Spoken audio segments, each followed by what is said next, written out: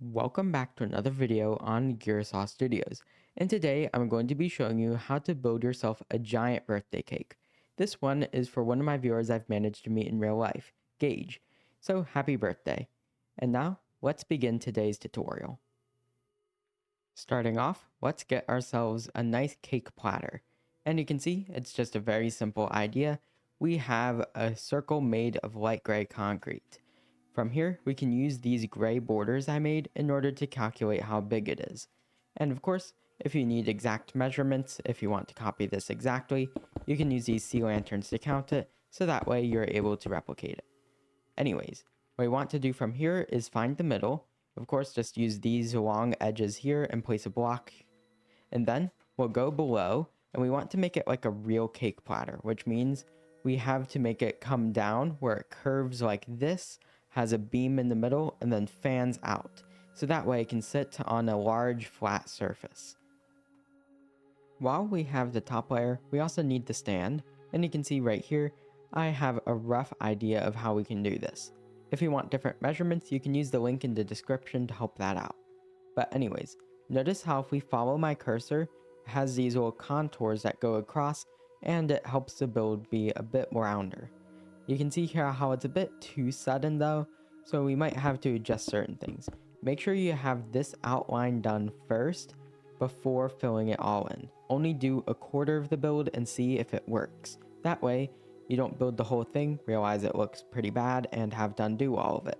Especially since concrete can be a little bit annoying to mine. So we have to be careful about that. Make sure you measure it out, start with just a 1 block thick thing, and then let's move on to a quarter, and then if that works, copy it to all 4 sides. You can also shave off this block here in order to add some further roundness. With a nice little platter here, and you can see it's a bunch of circles, nothing super interesting about it. Notice the gray base though. Well, it looks like it could definitely hold a giant cake, which means it's now cake time. And not time for eating, unfortunately. We can see this is going to be our cake's texture. It's going to be chocolate. If you want to do vanilla, then you can use some things like birch planks, or even its logs. But you're probably thinking about, that doesn't sound very tasty. And granted, we don't have cake blocks in the game besides the little ones you can actually eat, which means we're going to have to stick with concretes and terracottas. And we can use anything else as well, as long as it fits. We're using the blocks for their colors, remember? But anyways, now we need another giant circle of this. And then, once we do that, let me do a little bit of an explanation. For the frosting, you probably want to do white concrete. However, I'd actually advise against this, because there are some other blocks out there. We have smooth quartz and snow, all being quite a bit lighter. Instead, if we want to have one of those more creamy, refined ones, let's use quartz. If we want something more pastel, let's use snow. And then, for any of the hardened bits of the snow, we use white concrete. That way, we have some vibrant, cloudy stuff on top, the frosting. And then on the bottom, we just have white concrete, so that way it's a bit more detailed. We go through less blocks because, although you might think white concrete's the lightest shade, it is not. So we have to keep that in mind. But anyways, a quick circle like this is not actually a perfect circle yet again, but still, it's very easy to do. We do one of these, and then we do a terracotta version, concrete, terracotta, concrete.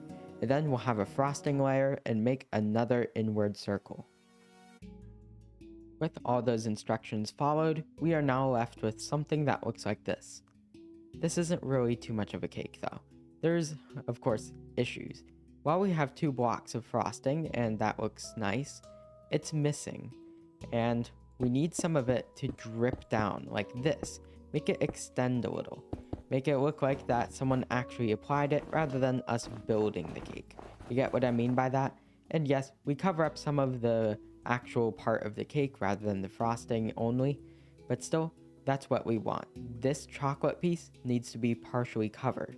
We have this little ruffled effect, the bottom blocks are white concrete, and then what we'll finally get is a really cool looking cake.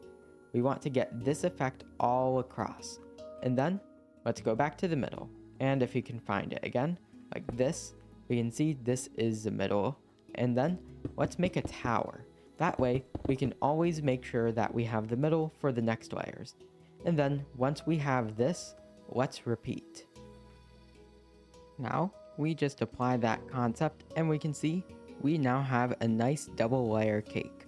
Where the edges, we have all this white concrete coming down. It looks like it's dripping a little.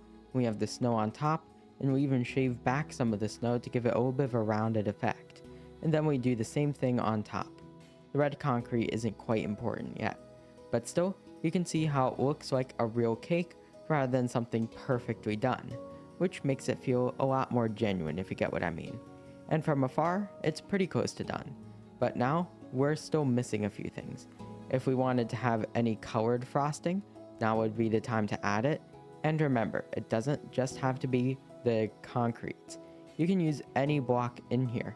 If you wanted something a little bit more fitting in, of course we can use smooth quartz again. The wools are good options. They have that nice grainy texture because they're wool. Terracottas are fine, things like that. And additionally, we also need the candles. And potentially you could even do those with logs in here. But I'm getting ahead of myself. Let's do some of the decorative frosting, and then we can start placing the candles. You could potentially place as many as you want, or make it realistic, 1 candle per year, or you could just decorate it with 1 big candle.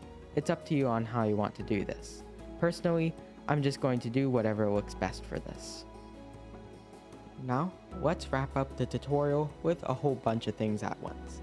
And I know it looks a bit intimidating because, it's complete now, but I can assure you it will not be that tough. Let's start from the bottom up. We can see right here I moved some of the gray concrete out of the way to put blobs of smooth quartz. This is a little frosting you see at the bottoms of some cakes. And the reason why I moved the gray concrete rather than removing it is because if you leave it and just add the smooth quartz, it looks like I made a mistake. So by having that high contrast, it makes it look like it's overlapping, even though it's now very obviously not, if you get what I mean. We also repeat this on the transition from the first to second layer. Now, let's add some frosting. We can see it's just a simple circular pattern connecting each of the 8 candles on this layer. And you can see it's just nice and light blue, it's wool, and that might seem kind of odd, but trust me, this is a good color. Alternatively, you can do concrete powder, because you can see how concrete powder is also light, even lighter than wool. However, of course, if your cake is hollow, then you might have issues, so be careful about that. Now, we have these little red things between the candles. These are strawberries, a common thing to put on cakes. We differentiate them by adding the green wool to the top. Alternatively, moss carpets will work. And then for the candles themselves, they're just 5 block tall, sticks, and we have 3 pieces of concrete, then we go to wool, then concrete powder. Notice the color transition, and then finally shroom light rather than a real fire. That way, it's not all animated, adding too much clutter. Instead, we have a nice simple block that still lights everything up. And then we use only glass panes to build a fire around it, like this. And you can see how it's nice and compact. Although, you can use some orange stained glass for the top portions in order to get a different shape going on. Like this, you can see when I add it, we get a very different style of fire. And whether you want this is up to you. But personally, I think that's a little bit too big for what we're going for. Regardless, when we go to the top, we have even more of those little blobs with the strawberries on top, and then we wrap it up with 1 big candle. And hooray! Although 9 candles is not accurate for the person this tutorial is for, still, it's a very nice little cake, and you can always upscale it. You can make a really large cake with this tutorial, so yay! We now have a nice birthday cake, so that way, next time it's someone's birthday, you can build this in front of their base in Minecraft. And if you need to remove it, well, we already have snow as one of the major blocks, and that's really easy to mine. Potentially, you can even hide goodies inside, so that way, disassembling it in that case would be eating it. And hooray, there's diamond ore inside. Regardless, it's the end of today's video. If you enjoyed this video, remember, please like and subscribe, it really helps me out. Either way, enjoy the rest of your day, Gearsaw out.